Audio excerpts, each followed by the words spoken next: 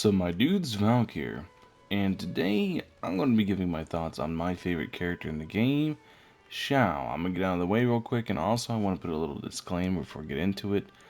Keep in mind, my experience using him is very skewed because a C6 Xiao is an entirely different unit than any other unit in the game. C6 just turns him into something absolutely unique, while C0, you mostly just plunge, plunge, plunge. C6 makes him a very dashy boy. So, while my dashing young lad um, is going to be completely different, I want to go ahead and talk about him. I'm going to be trying to be objective as I can in this, but like I said, keep in mind my experience is going to be different than most because I have a super invested Xiao. Mine's really, really, really good. And I've gone kind of crazy with him because he's my favorite character in the game. So, all that being said, all the disclaimers out the way, what are my thoughts on Xiao?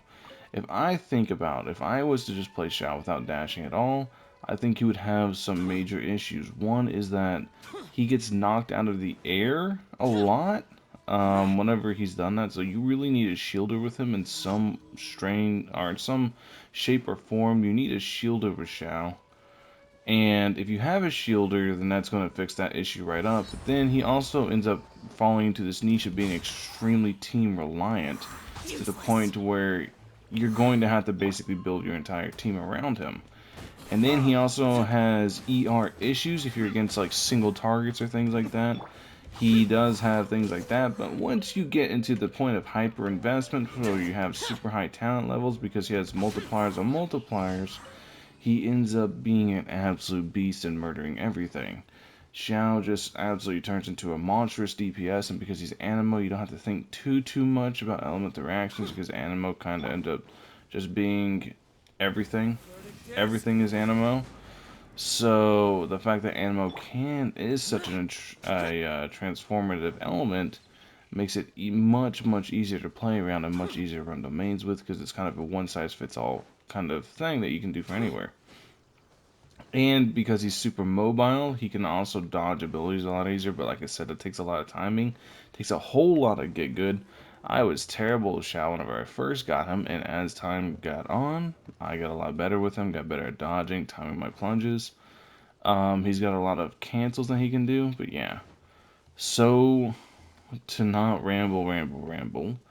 My thoughts basically is he has very clear weaknesses that C6 does fix. C6 fixes it. C6 is an entirely different unit.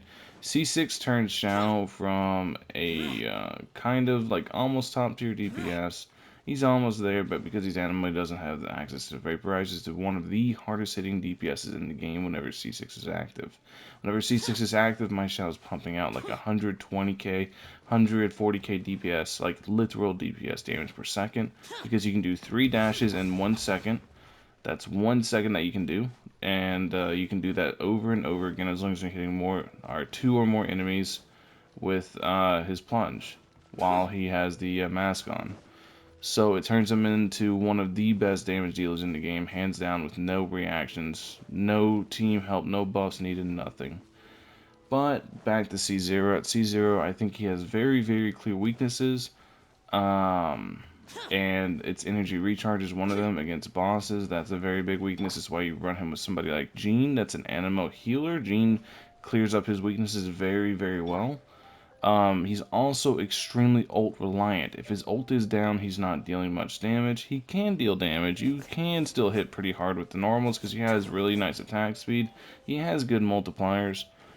But in the end, you really want to have the Animo damage mostly focused, so you're making his ult that much stronger because whenever he ults, he converts everything into Animo damage. So he's super ult reliant, he's super team reliant, very greedy. He takes hyper investment. He's basically the most needy character in the game. But once you satisfy his many conditions, he ends up just being an absolute monster that trucks every last piece of content you're going to go through. And he's also really cool. That's why I like him. Anyways, that's my thoughts on Xiao. I know Xiao has a lot of weaknesses, but he makes up for it by being extremely strong where he's strong at. Let me know what you all think of Xiao in the comment section below. I wanted to go ahead and just make this quick video, get this one, pull off the band-aid, put my thoughts on Xiao on the table, since I'm doing this like an entire series. So yeah, hopefully you guys enjoyed this series. I think it's kind of interesting to do, because then I get to see you guys' thoughts on different units in the comment section as well. So yeah, let me know your guys' thoughts on Xiao in the comment section below, and I hope you all have a wonderful rest of your day. Thank you all for watching. Peace.